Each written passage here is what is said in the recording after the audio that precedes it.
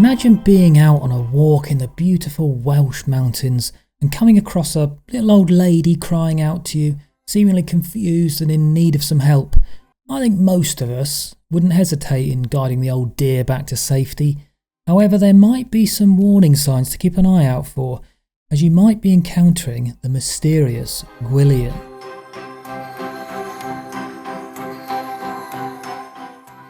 Gwyllion is a Welsh term encompassing various meanings such as ghosts, spirits, night wanderers up to mischief, or wild outlaws. Folklorist Bert Sykes asserts that the Gwyllion are affiliated with a subset of Welsh fairy entities recognised as the Tylwyth Teg. This grouping can be delineated into 5 primary categories: elves, fairies associated with mines, domestic spirits resembling brownies, female spirits inhabiting lakes, and mountain fairies, among which the Gwyllion is classified. Quick disclaimer, there is a lot of Welsh words here which I might be mispronouncing, so apologies if that is the case. I'll try my best and I'll put them up on the screen so you can assault me in Welsh if I get them wrong in the comments. The Gwyllion inhabits the rugged terrain of the Black Mountains. These fey beings are solitary in nature, often observing humanity from the safety of dim recesses within the rocky landscape. Gwyllion manifest as ugly old hags donning ragged attire and a 4-pointed hat, often accompanied by a distinctive cry or laughter. Cloaked in ash-coloured garments with an apron slung over their shoulder, they typically carry a pot or wooden container reminiscent of those used for fetching milk. These sombre spirits bear a resemblance to witches and possess elements reminiscent of Hecate from Greek mythology, who traversed storms and was depicted as a frightful hag. Those unfortunate enough to encounter them, especially during nighttime or misty conditions, would tend to lose their way, even if they're familiar with a route. The wisest precaution against unintended wanderings in the mountains is to avoid travelling during the waning hours of daylight. Fairies absolutely love twilight, not the film, who does? And it holds a particular allure for the Gwyllion.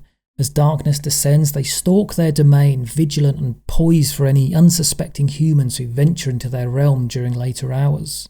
Thankfully, an encounter with the Gwyllion is a rare occurrence.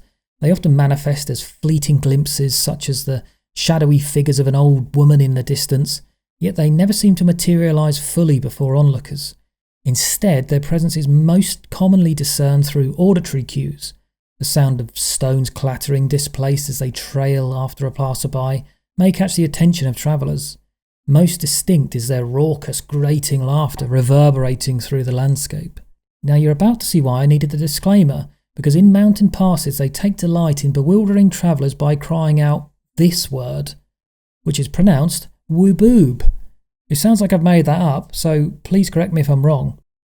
It echoes from various directions, leading people astray, ultimately causing them to become lost. They're sort of like the TikTok pranksters of the fairy realm. One intriguing origin story of the Gwyllion links them with goats. Within the folklore of the Tylwyth Teg, it is believed that every Friday night they meticulously groom the beards of goats to ensure their tidiness for Sunday. Whilst not the most rock and roll way to spend a Friday evening, this tradition is often cited in connection with the folktale of Cadwallader's goat. Great name, by the way. Cadwallader harboured deep affection for his goat, Jenny. However, one fateful day, Jenny fled into the hills. Cadwallader tried and tried to retrieve the goat, but every time Jenny would evade capture.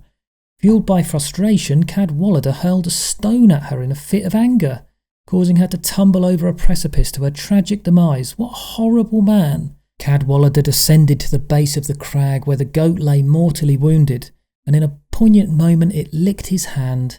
This gesture deeply moved Cadwallader, prompting tears to well in his eyes. Oh, now he's sorry. Seating himself on the ground, he cradled the goat's head in his arms. To his astonishment, the goat underwent a miraculous transformation, morphing into a stunning young woman. I bet he could not believe his luck when that happened. In fact, I reckon he knew that was a thing, and that's why he was so upset about stoning it to death. Despite having a wife awaiting for him at home, Cadwallader found himself captivated by the maiden who had emerged from the goat's form. What was he up to with the goat? Because this just sounds like a rubbish excuse in court to me. When she extended her hand to him, he willingly accepted. However, to his surprise, her hand, though outwardly fair, retained the texture of a hoof. They swiftly ascended to the summit of the highest peak in Wales, where they found themselves encircled by a spectral congregation of goats accompanied by a chorus of bleats. Suddenly, one of the goats charged at Cadwallader, delivering a forceful blow to his abdomen that sent him tumbling over the crag to his demise. Aha, a grim echo of his actions towards his beloved Jenny. I feel like there's a few morals in that story, but the main one is just don't throw stones at animals. A prevalent local legend tells of the old woman of the mountain, believed to be the spirit of one Juan White, who resided in those parts for generations and was rumoured to possess witch-like qualities. Interesting, it was only after Juan White's passing that the mountains became associated specifically with the tales of the Gwyllion. According to the legend, the dilapidated cottage situated on Lasgarn Hill near Pontypool was reported to have been her dwelling. It was said that she would materialise at midnight, carrying her head beneath her arm.